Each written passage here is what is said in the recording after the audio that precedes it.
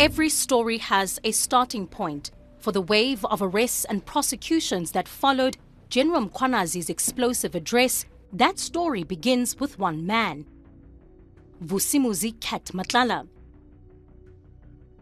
Mkhwanazi alleged Nhlanhla was at the center of a controversial 228 million rand SAPS tender, raising questions about how the contract was awarded and whether senior government and police officials played a role.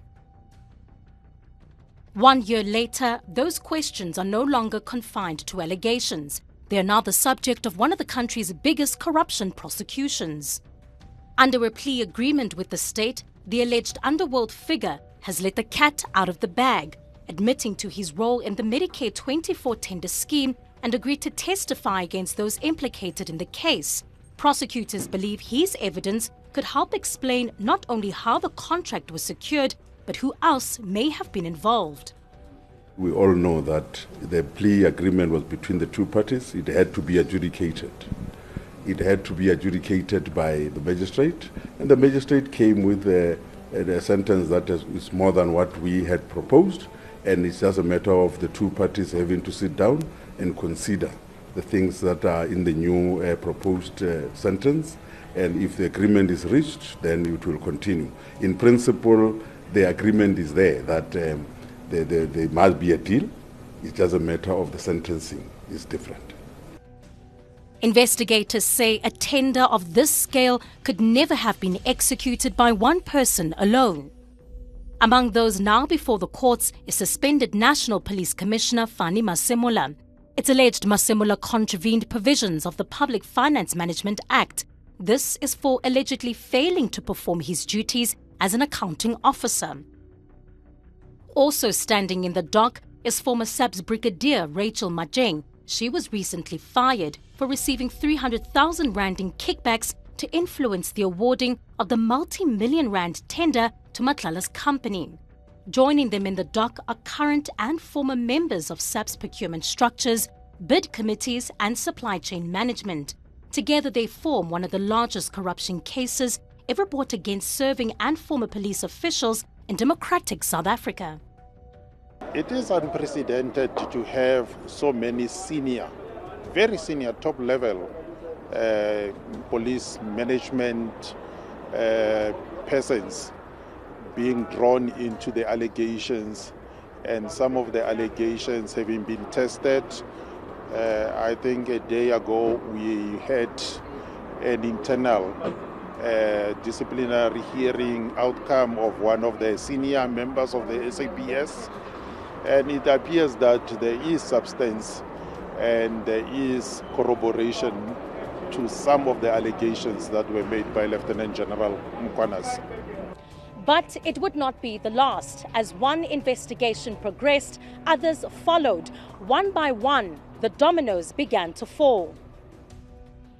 The first came in August last year. Murder-accused businessman Tatiso Katie Molefe became one of the earliest high-profile figures to be arrested. Appearing before the Johannesburg High Court, Molefe is accused of orchestrating the murder of Vereniging engineer Amar Swart and several other contract killings. In April this year, Sergeant Faninkosi appeared before the Pretoria North Magistrate Court. He is accused of acting as a corrupt middleman between top police officials and organized crime syndicates. A week later, Julius Mkhwanazi, the suspended Ekurhuleni Metro Police Department Deputy Chief, was arrested on charges of fraud, corruption, and running a criminal enterprise from within law enforcement. By now, the web had widened well beyond the allegations first raised by General Mkhwanazi. Obviously, in pursuing that which was said at Nhlanhla, like in the case of Sergeant Nkosi, when they went to his house, other things were discovered when they were pursuing what was initiated at Nhlanhla. So some of the discovered evidence are things that are spin-offs from where Nhlanhla Commission revealed some allegations were made at Nhlanhla Commission. In May, investigators arrested taxi tycoon Joe Ferrari Sibanyoni. another high-profile figure now answering criminal charges before the courts. In the same week, alleged political fixer Brown Mkhwanazi appeared before the Johannesburg Magistrate Court for staging a fake assassination attempt on his own life. This was followed by Crime Intelligence Deputy Head Major General Feroz Khan, who appeared in the Kempton Park Magistrate Court for corruption and defeating the ends of justice. Testimony before the Nhlanhla Commission also led investigators to Senior SAPS Forensic Ballistic Officer Captain Lawrence Mahotwe. The state alleges he deliberately submitted inaccurate ballistic reports in several assassination cases, helping alleged underworld suspects evade justice. While the commission can uncover the facts, only a criminal court can determine whether the evidence is sufficient to convict. Analysts say that distinction matters. We are at very early days in these matters. These matters still have to be tested in court, and the standard, unfortunately, in criminal matters is very high. The prosecution has to prove beyond reasonable doubt that a person has committed an offense, and that benchmark is a very lofty one and requires real evidence to be met. A year ago, South Africans heard allegations that shook the nation. Today, they're witnessing accountability in motion.